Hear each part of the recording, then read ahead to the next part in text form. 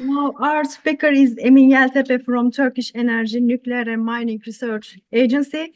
He will present his presentation entitled Radionuclide Production Facilities, Cyclotrons, Reactors, and Generators. We are ready to listen you. All right, thank you very much. I am very delighted to be a lecturer in this course, in this training, and I would like to start my presentation right now. I will talk about radioisotopes in medicine in general, and what we do in 10 Mach. Sorry. Yeah. That's can we start again? No. Mikrofon şeyimiz var. Can you start again? Sure.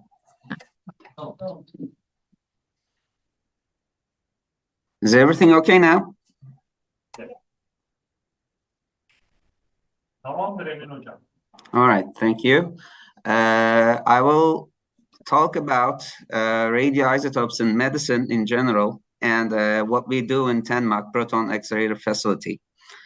We are located in Ankara, and I'm starting my presentation now. Okay, so there are several different radioisotopes in medicine which are used especially in nuclear medicine for diagnostics and for therapy purposes. Some of these are produced in accelerators and the rest are produced in reactors, research reactors, nuclear reactors, basically. In the second part, I'll talk about the medical radioisotope production in 10 Mach proton accelerator facility. And I will also talk about other research activities we are currently doing in 10 Mach proton accelerator facility. Okay. Yeah, so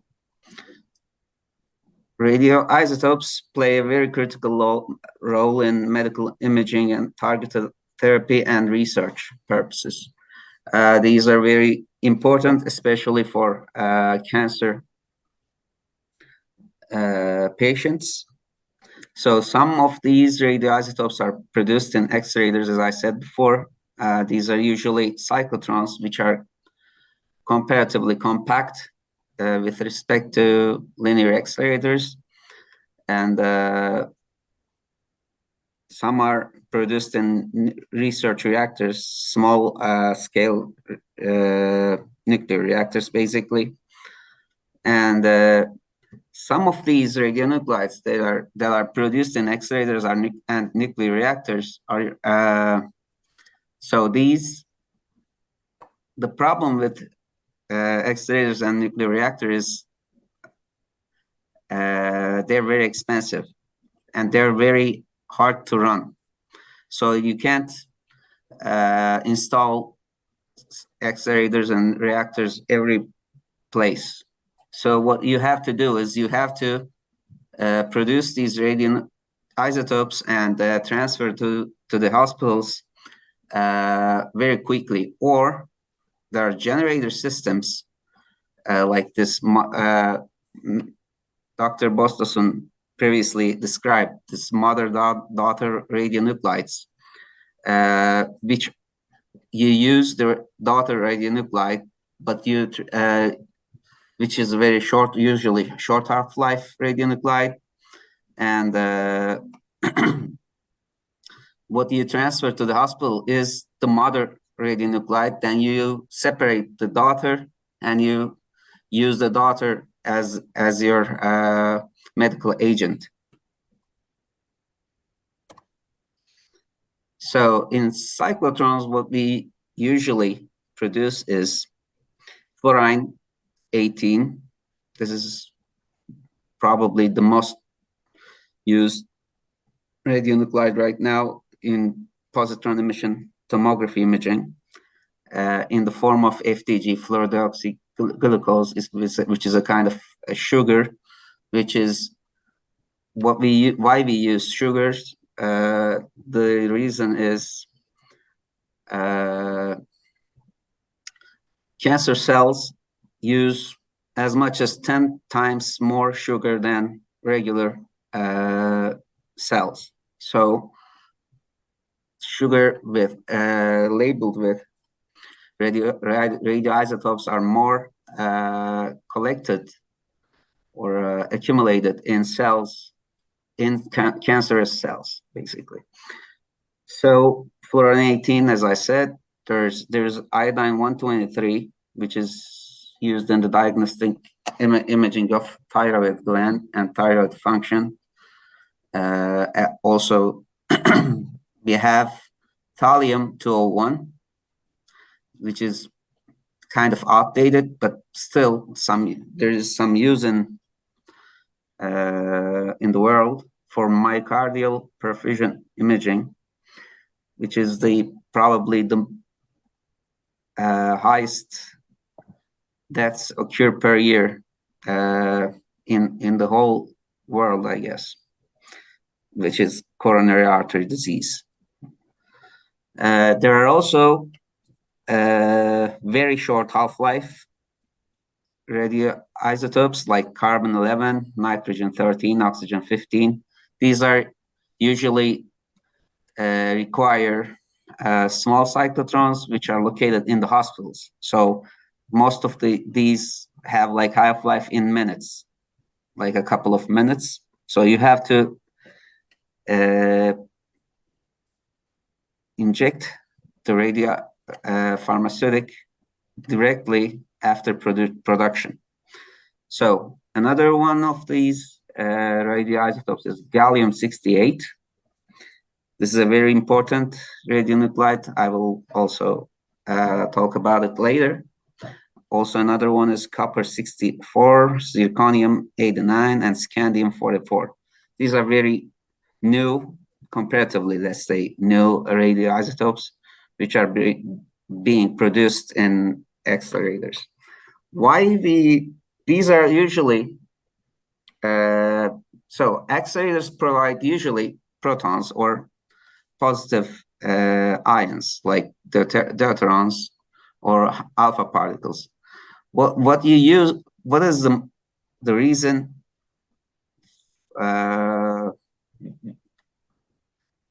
we use these in positron emission tomography is usually the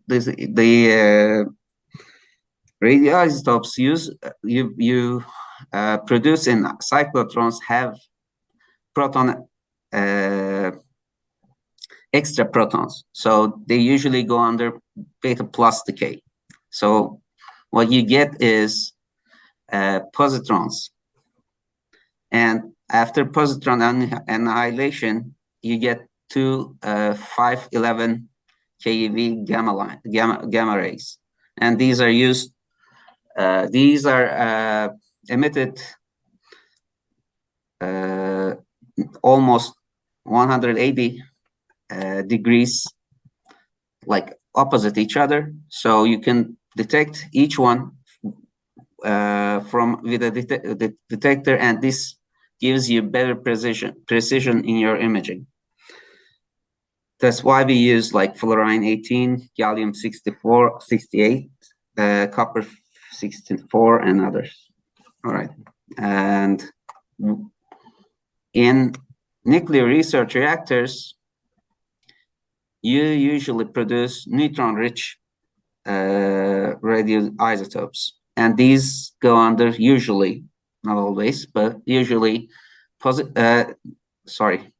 beta decay. And what we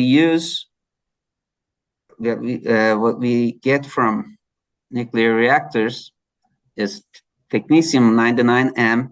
Actually, usually molybdenum-99 is produced, and it's transferred and used in a generator. We also can produce iodine-131, lutetium-177, which is a radiotherapeutic isotope, and new radioisotopes, samarium-153 and strontium-89.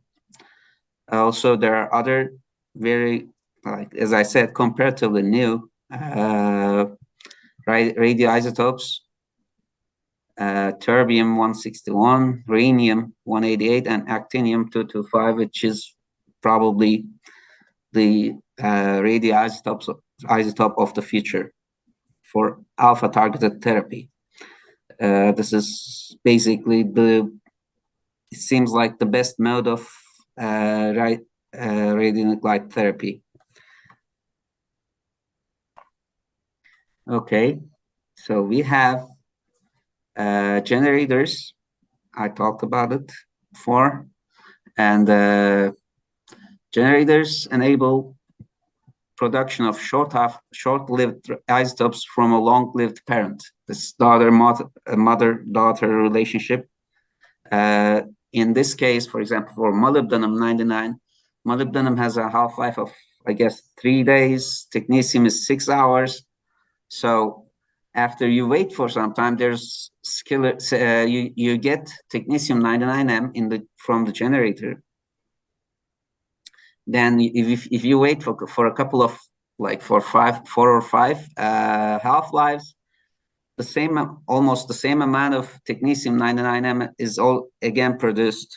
The same is also applicable to germanium-68 and gallium-68. Gallium-68 is a PET agent, positron emission tomography. Germanium-68 has almost 9 months of half-life. Germanium-68 is about 1 hour. So you produce like 4 or 5, you can get 4 or 5 times in a day germanium-68 from a gallium, sorry. You can get gallium-68 from a germanium-68 generator, which is very practical for hospitals, because once you get one generator, you can use it for almost a year, or if your generator is good, maybe up to 2 years. And if you use gallium-68 together with, let's say, lutetium-177, which is the current trend right now, you can both do the imaging with gallium-68 and or let's say apply lutetium-177 for therapeutic purposes. These are like what we call theranostic pairs in nuclear medicine. Also, again, and something new is rubidium-82, which is produced from strontium-82 mother. Also, rhenium from tungsten-188, rhenium-188 from. These are new radioisotopes, and these are all, except for germanium-68, the rest are, the rest are produced in nuclear reactors. Okay. So, I already talked about this radioisotope pairs. One is used for imaging, the other is used for therapy, like copper-64 with copper-67, or lutetium-177 together with gallium-68. So the advantages why we use these new radioisotopes, because you want to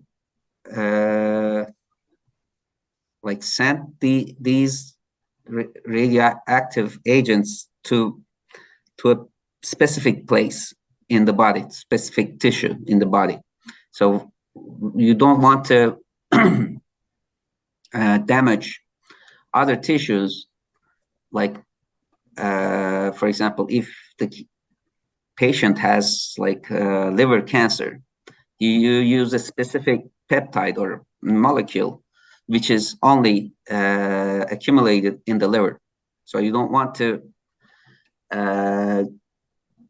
give the patient a drug which is also accumulated in the brain, in the lungs, or in the gonads. You want to have these specific molecules at specific places. Like, for example, iodine is collected in the thyroid glands, which is good. So you use, if the patient has a problem with thyroid glands, a cancer or improper functioning, you have you give the patient iodine isotopes. The other, okay, so some of these have comparatively longer half-lives, which is better to transfer, especially for big countries like Russia or United States. Producing one thing and transferring it like 2,000 miles away is a very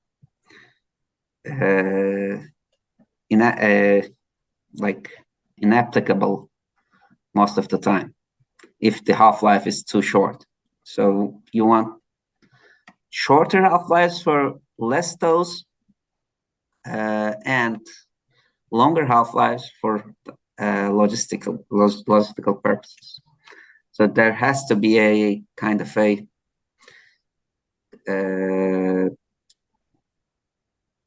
like a trade-off between these two. Okay, so new radioisotopes, like especially these alpha emitters, like actinium-225 or lead bismuth 212 or astatine-211. These are very the future, I guess. I believe these will be the future of the nuclear medicine, especially for therapy purposes. They have very high lead linear energy transfer and you target basically like sub-millimeter regions with these alpha emitters. You can target, and you will have with these radioisotopes, you will have improved dosimetry, which means like less dose to the patient with higher benefits.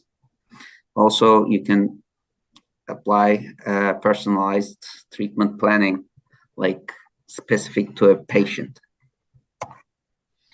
So what we do in TenMAC Nuken is we produce these. We have a 30 MeV cyclotron. We have almost 30 personnel, which includes like technicians, physicists, chemists, biologists, all sorts of people from all walks of life. And we have like kind of a huge facility. We have a 30 MeV cyclotron, which can supply 15 to 30 MeV protons. And the proton beam current can be up to 1.2 or 1200 microamps.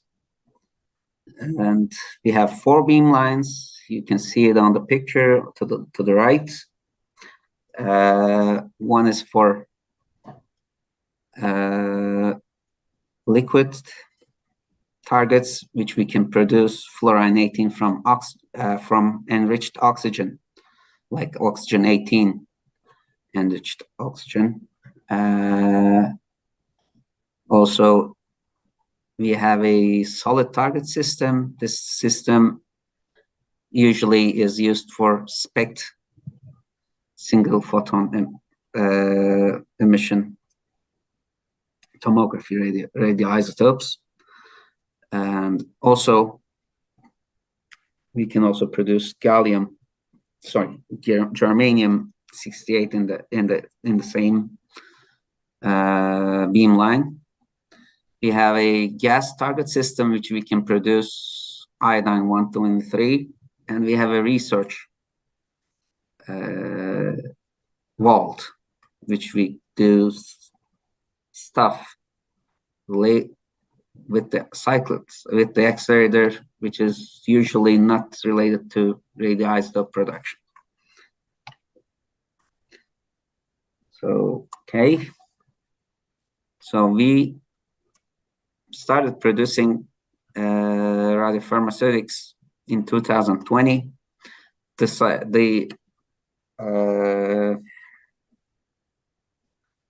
facility was actually commissioned in 2012, but there are a lot of preparation you have to go through to start actually licensed products. So we have a good manufacturing practice certification from the Ministry of Health, and we have quality and assurance certification ISO 9001 and also ISO 56001, this innovation management certification. We have currently 5 licensed products for an 18, FTG, iodine 1, 2, and 3, sodium iodide, thallium 201, thallium chloride, indium chloride, gallium 67, gallium chloride. But we currently only produce iodine 1, 2, and 3, and thallium 201 routinely. We supply these radioisotopes to public, private, and university hospitals. Okay, you can see the final product at the center picture. And okay, so what we also do is, other than producing radioisotopes, we also irradiate samples from different universities or other public institutions. They send us their samples. We can irradiate with a certain dose. So, for example, on the left, you can see different seeds which are irradiated. In the center also, we are also irradiate these gallium arsenide wafers.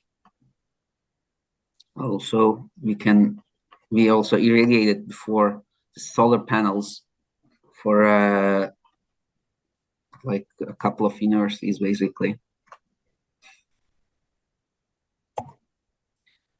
Another project is an irradiation and measurement system for non-destructive ion beam analysis techniques, which are like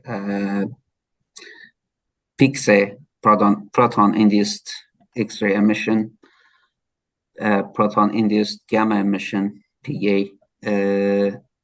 We also have like Rutherford backscattering spectrometry and other techniques which you can easily find in the literature. So what you see on the left, on the right, is there are a lot of facilities in the especially in Europe, but none in Turkey. So we would like to have one, because all of our usually these are used in mostly cultural heritage samples. These techniques are used, and we, as a country, sent all of these to our artifacts, cultural artifacts, to other countries in Europe. So we don't want to do that. And we can have, if we have one, a facility in Turkey, which can do these analysis. So this is the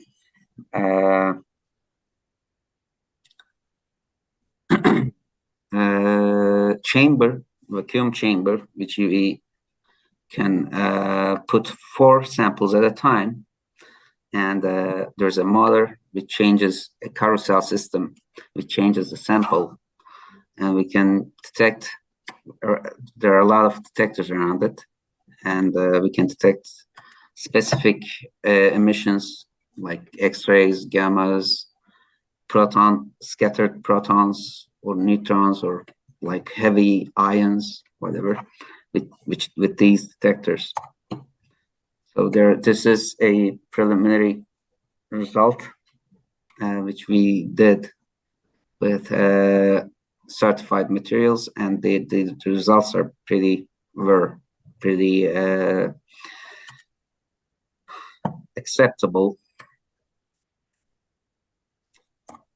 Right. So another project, these are, the previous ones were specifically which projects which deal with accelerator use of accelerators in nuclear physics.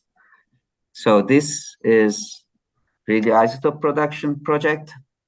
This is germanium-68. Germanium-68 is a positron emitter, and you get almost the same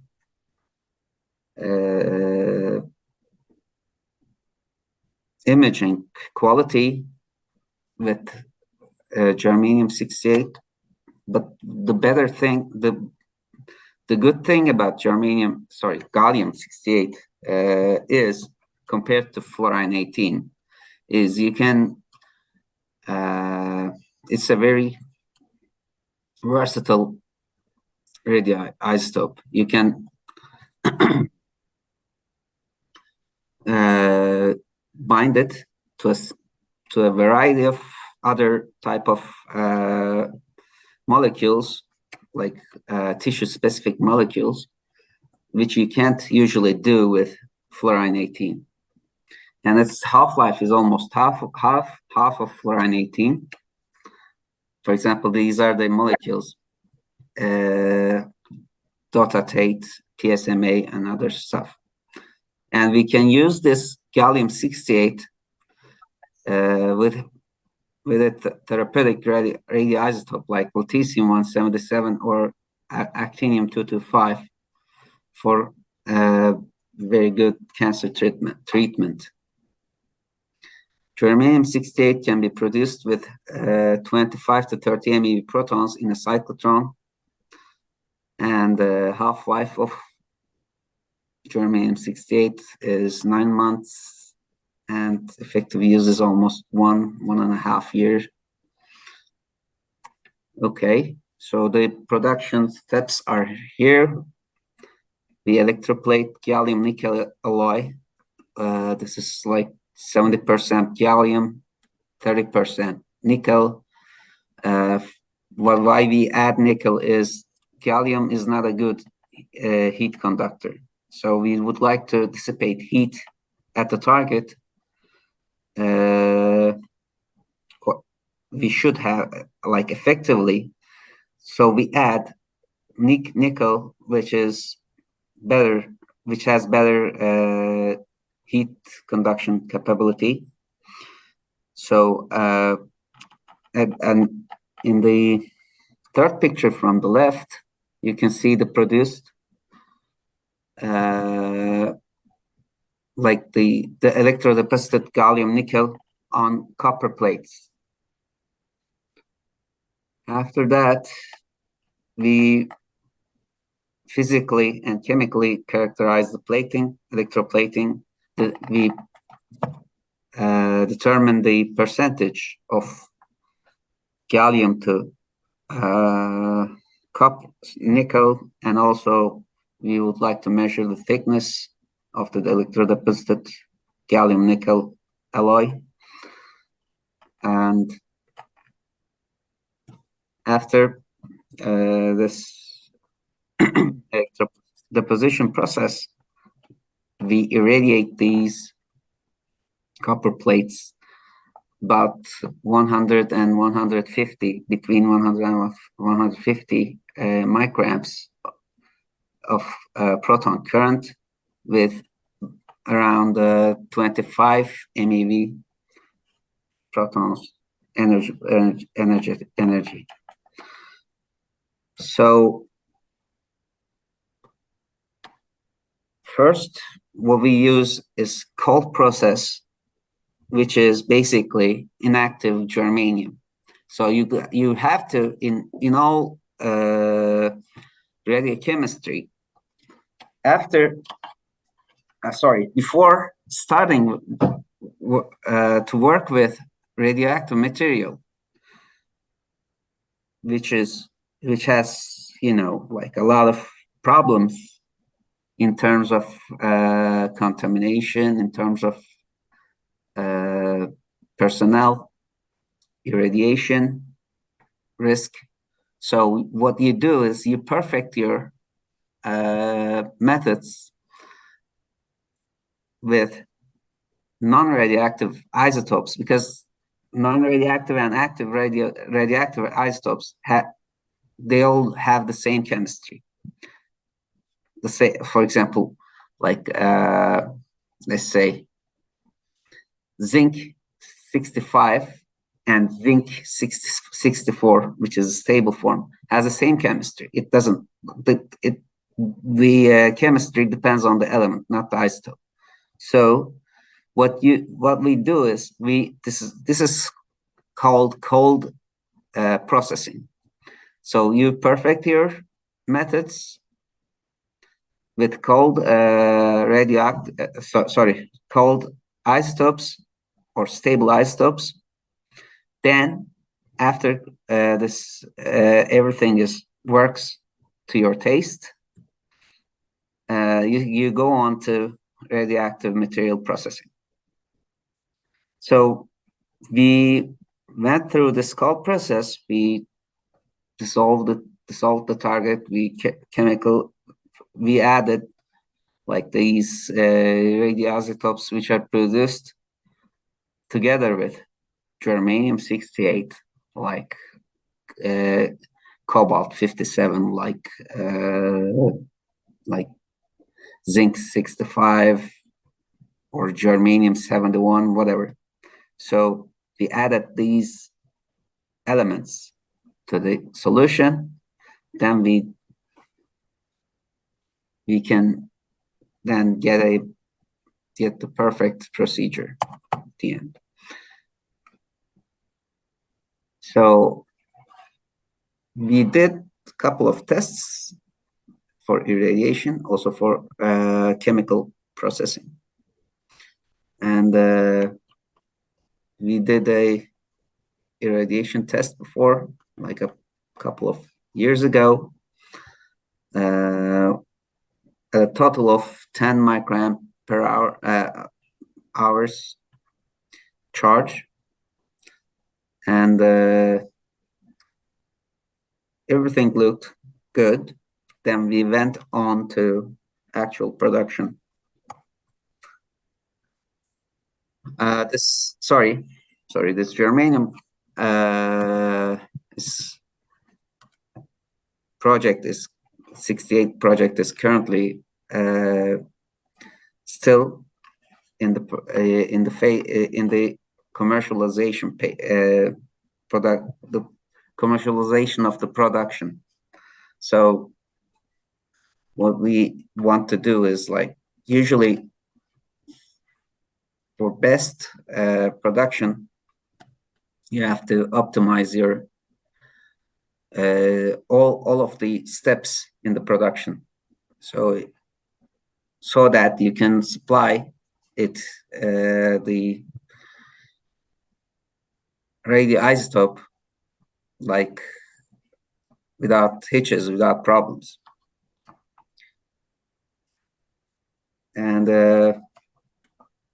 now we're going on to this project, and we have our guess in a year we will be able to produce it commercially, germanium-68. Another project we run with a private company in Turkey, and is a cobalt-57 production, which is a byproduct of germanium-68 irradiation. We believe we can purify first germanium-68. After that, in the waste, we have cobalt-57. If we can get the cobalt-57 out of the waste, we can use it, which is also another important radioisotope used in quality control in medical imaging devices like gamma cameras, like positron emission tomography, or others imaging devices. This project is supported by the TÜBİTAK, and we started working in July 2024. We are planning to produce everything. I mean, go on to commercial production in a year again. Right now, this purification step is almost done. In the next step, we will be irradiating nickel-plated copper. So this is a sample of the study. So we did simulation studies with FITS and FLUCA, and you can see the copper plate, and this is the picture. The captions are in Turkish in the picture. So the red thing in the bottom is the pencil beam from the cyclotron.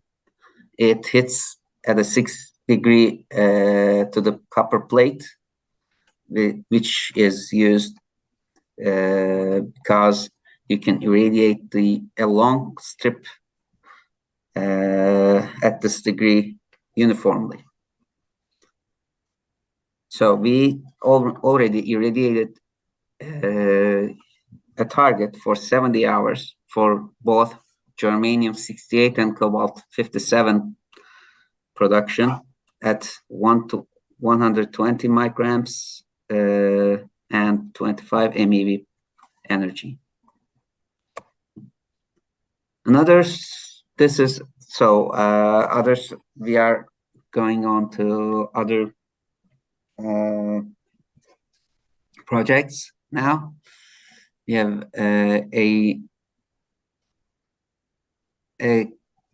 accelerator design made a couple, I guess, like about 10 years ago, from in a different lab in our facility, and it was like proof of concept design. It worked, and we are now trying to have it working reliably, because we have several projects depending on this accelerator. This accelerator can accelerate protons of up to 1.3 MeV, which is for certain applications is well and good enough. And reassembly and tests are, as I said, ongoing. We are almost on we are basically very close to having a beam out of it in a couple of months, I guess. Another project is a project we are doing together with CERN, and this is used for carbon 4 plus and helium 2 plus ions in heavy ion therapy, hadron therapy systems. Like CERN is the contractor, basically, from a couple of countries in the Balkans, or also in the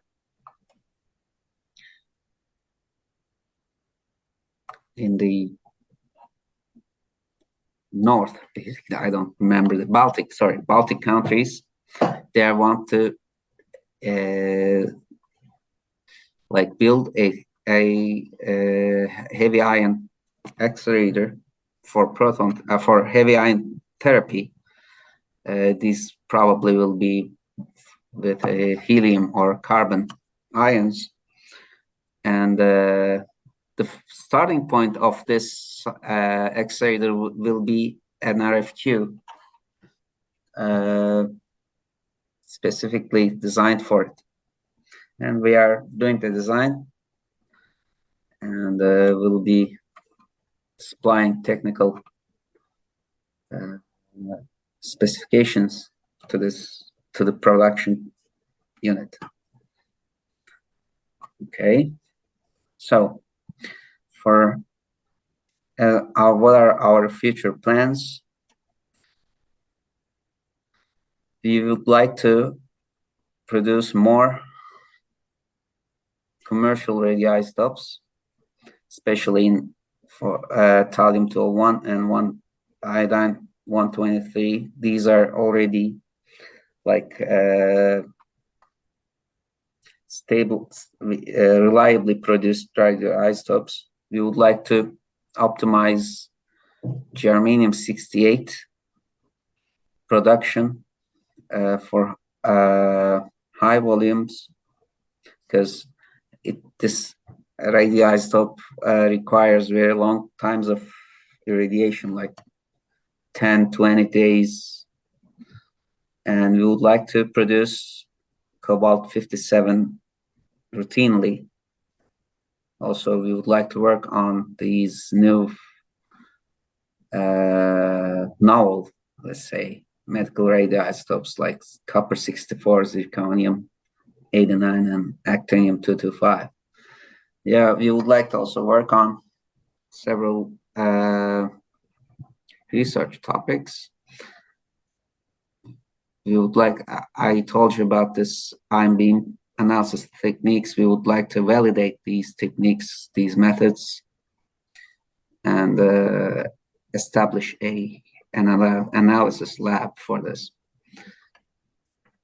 And we would like to finish this RFQ accelerator, and also the design, finish the design for this RFQ for heavy ions. And a couple of our people from our group is also designing the magnet of a cyclotron, like 9 to 10 MeV cyclotron. And I guess that's about it. Thank you very much.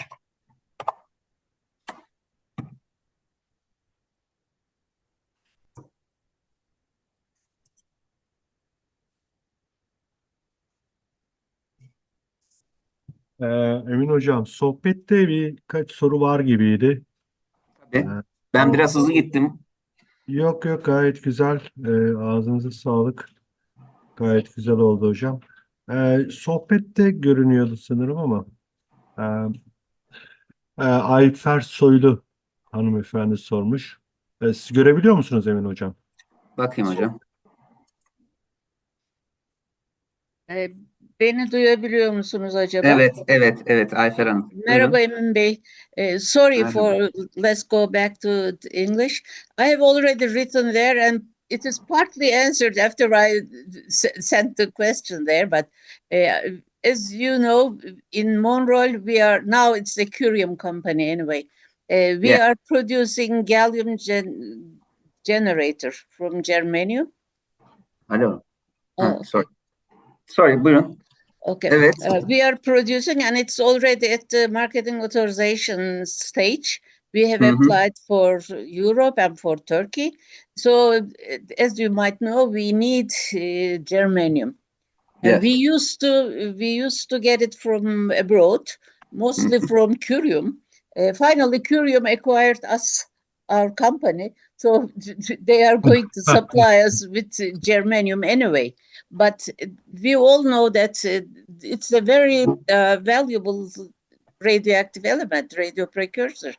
So, and I remember that I don't know if you were there or not at that time, but you produced in your cyclotron germanium. Yes, we did before. As you Yes. have mentioned, and you just told that it's going to be optimized for high volume production.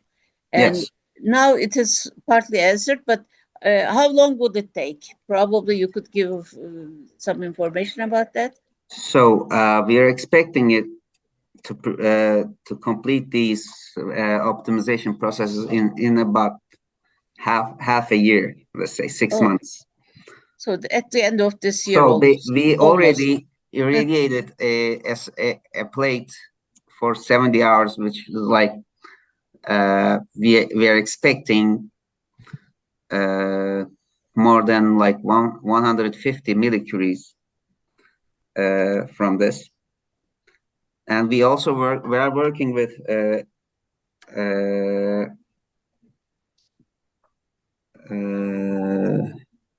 Monroe. Are you? Yes.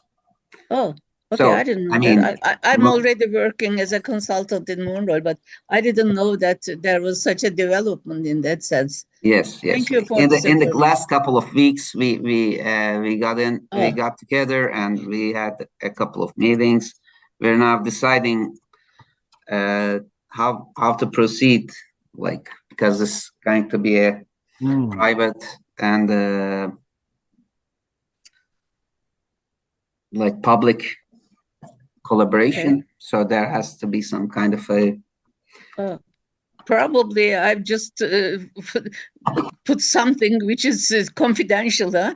I don't know. It should never be confidential. But my feeling is that since we were supplying germanium from different sources abroad, we know how to compare the quality of the products we are getting, we are buying from them. So it would be probably for your products safety and for the good of your product, that comparison of the quality control procedures with yours and the others would help a lot. That's the same country, you know. Yeah. Thank you. Thank you very much for your answer. Thank you. It's good to hear that, I mean, you started mass production then in the future, inshallah. Yeah, inshallah. Yeah. Any other questions? Okay, there is one, Emin Bey. Yeah. Buyurun. Hadron terapi ayrıca üzerine çalıştıklarını söylemişlerdi sonra. Bunun çocukta Türkiye bundan yani nükleer tıp Türkiye bundan nasıl faydalanacak hadron terapi? RFQ, yani it will be used as an injector to cyclotron. No, I know it's part of linear accelerator. I know it's starting for low energy beams. So my question is, at the end of this design, doing at STIR, what is the opportunity for Benefit, okay. So yes, the thing is, which the good thing is, we are like kind of officially a part of the consortium, which is building this like heavy ion therapy center.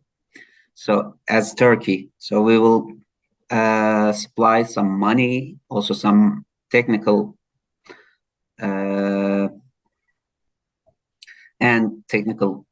let's say, like this RFQ design. We'll supply some of these inputs, and we will I guess there will be a quota for per country, which we will be able to use as Turkey in this facility in the future. But this facility is not it's not easy to produce such facilities. It's at least going to take like 5 to, let's say, 7 years or more, because there are like two carbon ion therapy centers in the world only, and they are fraught with a lot of problems. Yeah. It's not easy to operate these kind of facilities because you need a lot of experienced people. You need to put a lot of money up front, like probably this carbon ion therapy center will cost more than $1 billion. It's not easy to supply this money. Also, you find the qualified personnel easily, because everybody needs to be best in this type of facilities. Even the doctors should be better than their peers. Yes. What about the proof of concept RFQ? So after you concur Sorry? with the research project at 2 MeV range of RFQ. Duyamıyor galiba. Biraz Türkçe de sorabilirsiniz, önemli değil. 2 MeV seviyesindeki şu anki proof of concept olarak dizayn edilen RFQ. Evet. Herhangi bir şekilde eklenti yapılaraktan enerjisini yükseltmeyi planlıyor musunuz ve onu da aynı şekilde belki bir radyoizotop amaçlı kullanma planı olabilir mi? Ya aslında sorry, I can revert to back to English. The reason RFQs are used, as Dr. Bostoson said, they're injectors. It's like pre-acceleration unit for like cyclotrons or for other types of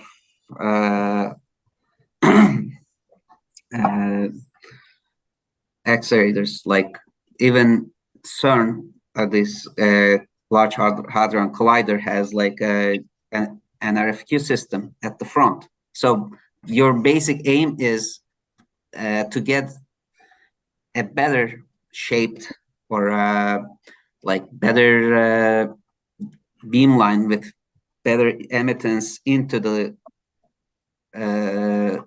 next step of acceleration. So the main reason is not to produce these high energy acceleration in RFQ systems. The reason is RFQ is a kind of a complicated system. It's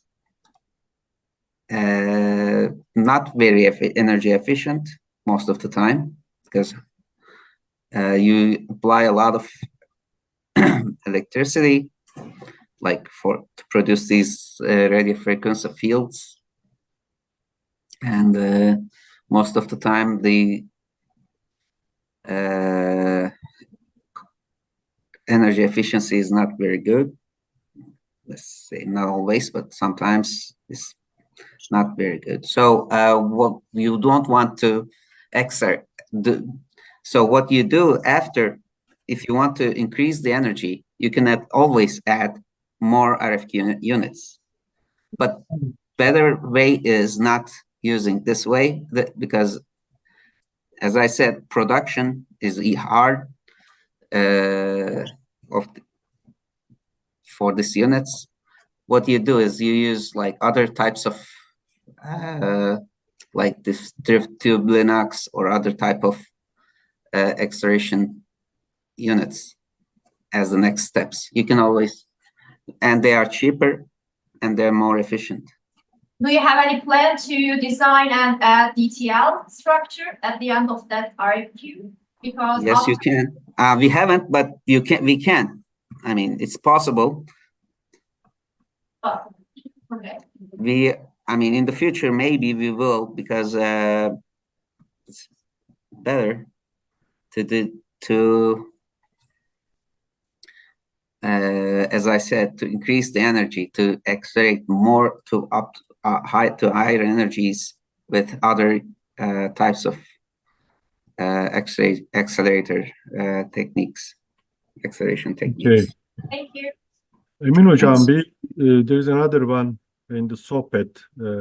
Okay, Yeah, I'm checking now. yeah, saying that you said irradiation takes 10 to 20 days for germanium-68 production. I am also wondering, is the irradiation process non-stop or intermittent? Esra Hanım sormuş.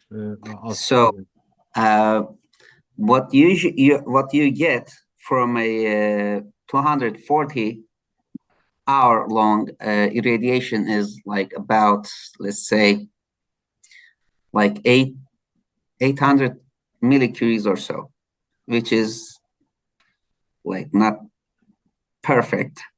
And what your chemical purification step, in the chemical purification step, you will lose almost like 20-30% of it, and like best case like 80%. So for a 10-day full-time irradiation, like 724, you will get like half a curie of germanium-68, which is like only enough for 10 generators. Okay. So it's quite a long, yes. It takes 10 days with non-stop irradiation, Non-stop. at least, Okay. for half a curie of germanium. Yeah. Any other questions or comments? Okay, Emin hocam, iyi gördüm sizi. Sağ olun Çok hocam, ben teşekkür sizi iyi gördüm ediyoruz. maşallah. Çok teşekkür ediyoruz. Gurur duyuyoruz tanımakla. Yani yapacağımız bir şey olursa her zaman biliyorsunuz. Görüşürüz. Çok da güzel gelişmeler olmuş. Çok mutlu oldum. Görüşmek üzere. Sağ olun. Tamam Çok hocam, teşekkür ederiz. görüşürüz. Tamam. Herkese selamlar. Orkun hocam da selam var. Orkun hocama da selamlar. Evet, diğer arkadaşlar. Görüşmek üzere. Güle güle. Evet.